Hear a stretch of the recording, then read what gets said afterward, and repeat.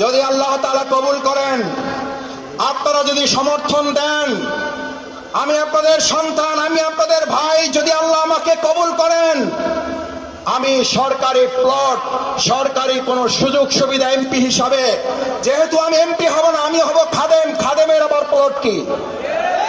শফিকুল ইসলাম মাসুদ তো ঘোষণাই করেছে সে এমপি না, সে হলো সেবক। সেবকের আবার গাড়ি কিসের? সেবকের ট্যাক্স ফ্রি গাড়ি হতে পারে না, সেবকের ট্যাক্স ফ্রি প্লট হতে পারে না, সেবকের নানান সরকারি সুবিধা থাকতে পারে না।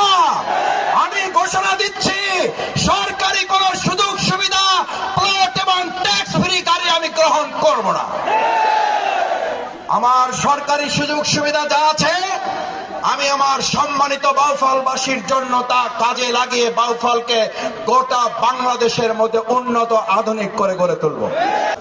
হিন্দু ধর্মাবলম্বীদের এখন তাদের কাছে গিয়ে গিয়ে বলা হচ্ছে, আমি তো আপনাদের কোনো ক্ষতি করি নাই, ক্ষতির প্রমাণ দেখাইতে পারলে আমি আপনাদের ভোট চাই না। আমি হিন্দু ধর্মাবলম্বী ভাই বোনদের কাছে জানতে চাই,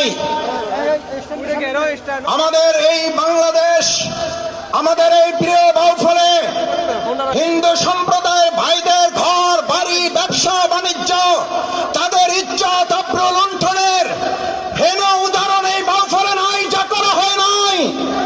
আপনি যে কথা বলেছেন সেই কথার জবাবে এবার হিন্দু ভাই বোনেরা 12 তারিখ ব্যালটের মাধ্যমে দাঁড়িপাল্লা প্রতীক 10 দলীয় জোটের প্রার্থীকে বিজয় করার মধ্যে তারা ঘোষণা করবে।